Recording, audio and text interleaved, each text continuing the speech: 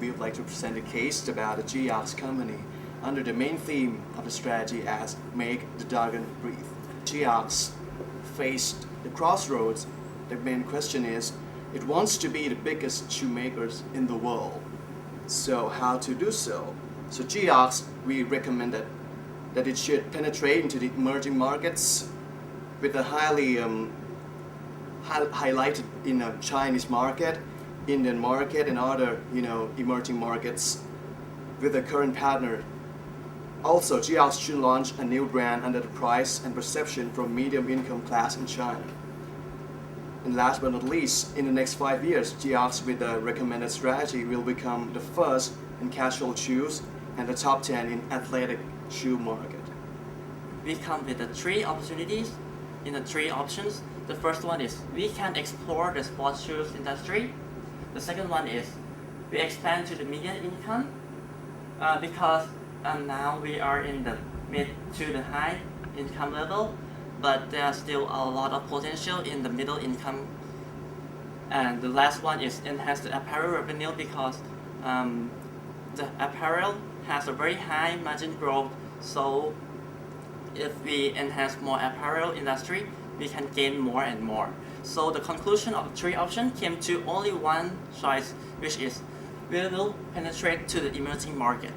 Moving on to our next step of analyzing the product. So after we have chosen China to be the market that we want to penetrate first, we developed the system that we try to position all the product which corresponding to these 2 axes. On vertical axis is on function with the high function to low function of shoes, and on the horizontal axis would show the price of the shoe from low price to high price. My friend have told you our recommendation, our strategy, what we are going to do, and I'm going to summarize and tell you when we are going to do that.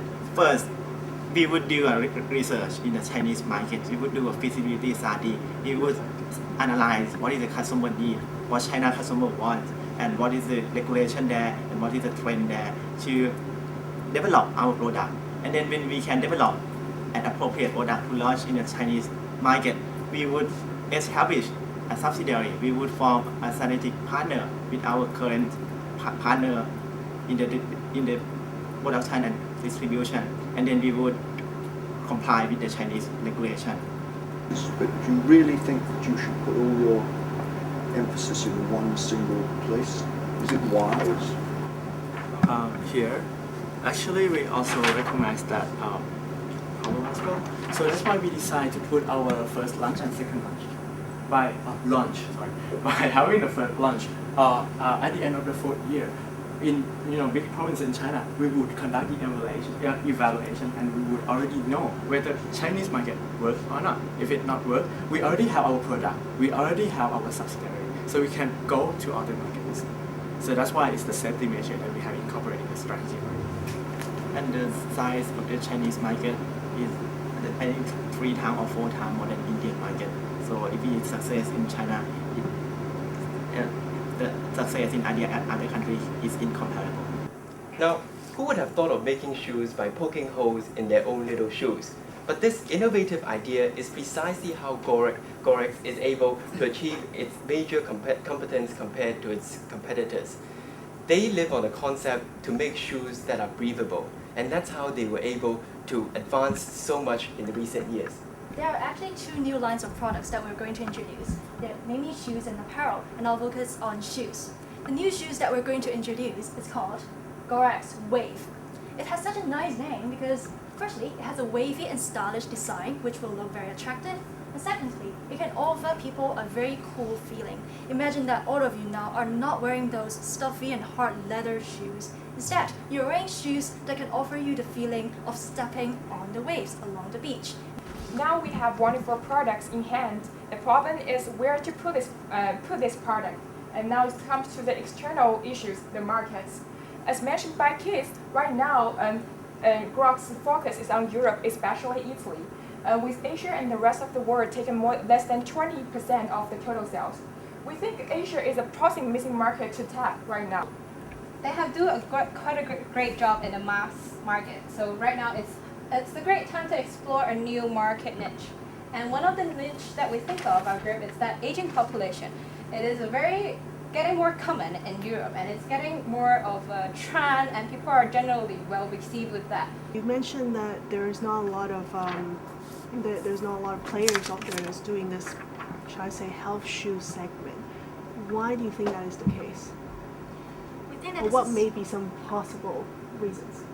We think that is the case because medical shoes need a lot of resources to be invested in order to investigate what people really need and how to solve those medical problems, because it might involve very professional knowledge involved, and it may involve doctors to give professional comments. Most companies may not be willing to put in so much resources in an area that they don't know.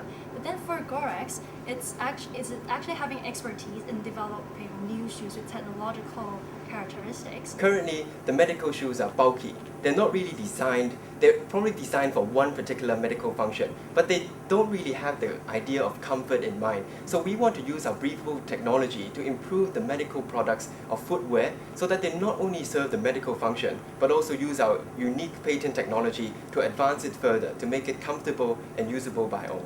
To further add on, I think like one problem we may encounter is to prove that it has medical function, you may need a proof from the pharmaceutical industry. A lot of issues may involve. That's why we want it to be a gap between the casual wears and the medical, more sort of like a healthy footwear. Geox is specialized in in making breathable shoes. As we all know, the shoes industry is very mature and saturated, and it is having several problems that we think it is has to confront.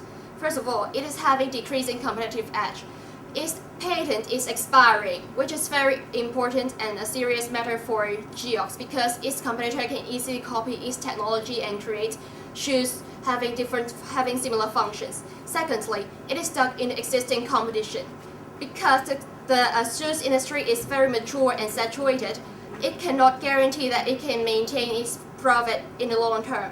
Geox want to enter the sports industry. However, this industry has already have two main companies, that is Nike and Adidas, that is leading the market and controlling 60% of the market demand. So, and they have very great loyalty and customers support them like their products. If we need to enter this market, we need to produce even more unique and special products to our customers. So first, to tackle the patent expiry problem, the design patent will expire in 10 years, and the industrial patent will expire in 20 years. So, as Geox is set up in 1995, that means the first few patents that the company has applied has already expired or going to be expired very soon. So, what should we do? We'll suggest that Geox should invest heavily and continuously in research and development. The first thing we need is innovation, the second thing is innovation, and third thing is also innovation. We will enter the China and India market. So, if we enter this market, we have invest in this market, and if we do it without any profit, how can we maintain our sustainability? No. So we have to, aside from the great plan by us, we have to take care of the financial aspects so as to make our plan sustainable. Where do you see the innovation coming from? I mean, where should they be focusing their attention? What ideas for innovation did you think of? I think the innovation part needs to be further examined by the R&D division, because when Paul Ghetto invented Geox shoes, it's by his own experience that he feels very hot and sweaty in his own shoes, so he used a pocket knife to just make some holes on his shoes. So I think the idea of innovation needs to come from the customer's experience and also the insights from the R&D department. And I think this can be done by more and more customer surveys, and also asking feedback from them so that we could improve our product.